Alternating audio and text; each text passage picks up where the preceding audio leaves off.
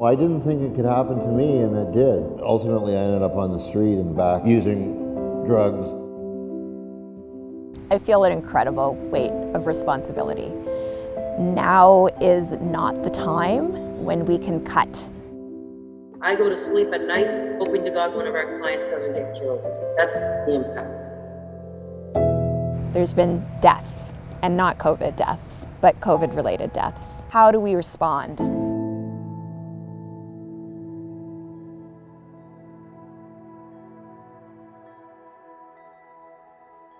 When I took on the job, I'd say I really felt like I was focused on the impact of COVID on fundraising and was really focused on that, like how are we going to still raise money? Now it's what's going to happen if we don't.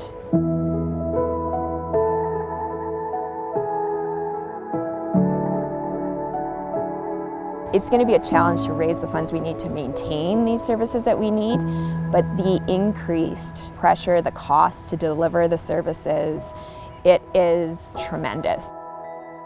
To date, we have put out over $1.1 million into the community to help deliver really important programs like harm reduction, a lot of food security supports, and mentoring, anything that's really helping these organizations pivot through COVID.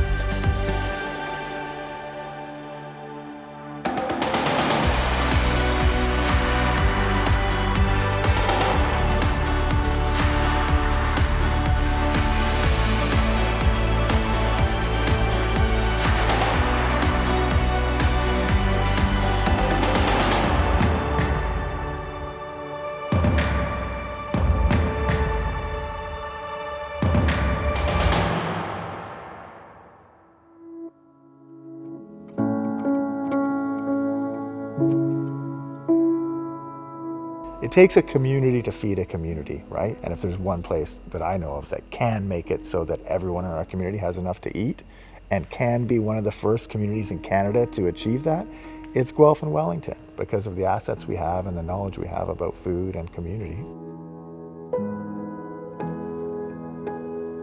This place, which was kind of invented in May of 2020, was imagined in 2018 and 2019 with the help of the United Way. We quickly said, you know what, if we collectively apply for funding to equip this warehouse, then 8 of our agencies can use this space, not just the Seed and not just a couple others, but 8 agencies all using the facilities and the space.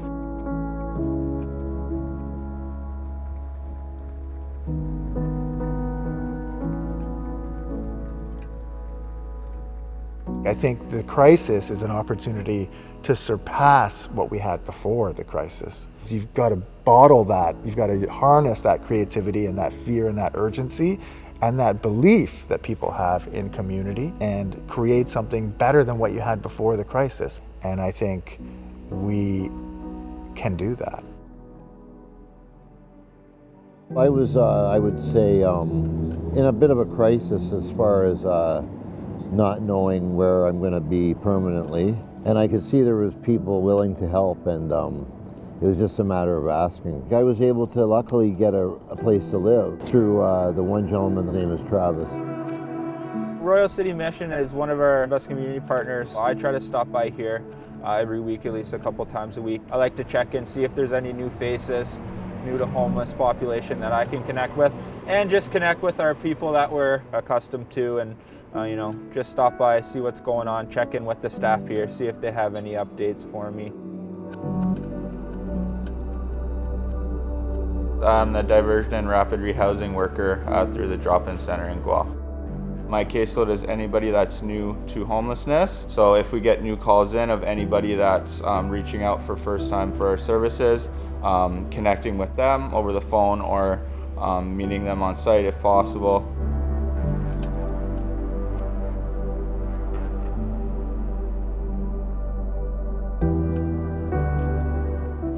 First steps right away was to get him in somewhere sheltered, right? To get him into the motel and staying somewhere safe. And then just focusing on trying to find him a place. That was his biggest thing as soon as he came in, is that he'd be fine. He just kind of had some terrible luck and wasn't able to stay at his previous place because the house sold. You know, trying to find him a place as soon as we could. It actually only took about 3 weeks, and he was able to move in to a new rental through a landlord connection. Now that he's got a stable place to be, he doesn't have to stress about being on the streets and worrying about his belongings, and you know, he's got a safe, warm roof over his head. His supports as far as nursing care and stuff are willing to connect with them where he's staying now, so he has all that support still. He's always been a really positive guy, but I think the change has been great for sure. It takes more than just one person, though, to affect a community. Just like people can affect it negatively, they can also affect it positively, right? And there's people that are doing that here in Guelph, you know, and that's good. That's good to see. I felt I had a good continuity of care once I embraced the system and got involved.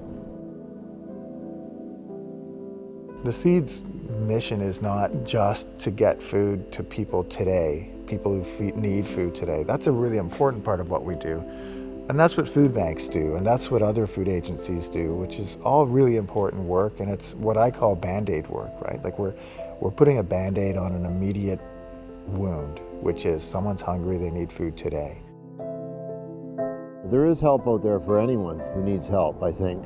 But you need the United Way and people like that with people on the street, like boots on the ground, I think, so that you can see what the issues are, you know? There's different ways that COVID is going to affect us. That might mean different things to different people. If I hear about one person that's suffering, there's more that we need to do. To hear that there are people that are going hungry, no one should be in that position.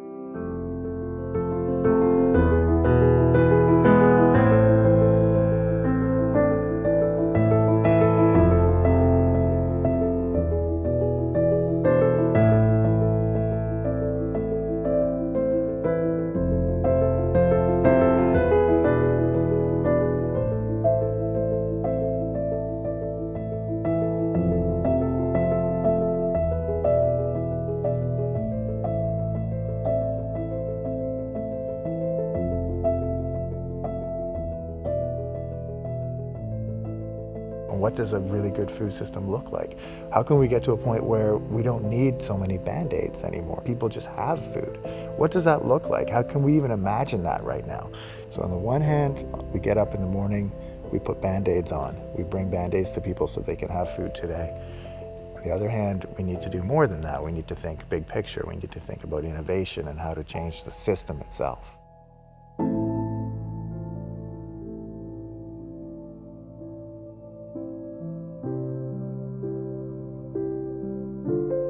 You're a really high-risk person, so you can't go where there's large groups of people. The mental health pandemic is going to continue well past when we have a vaccine and things get back to relative normalcy, whatever that's going to look like.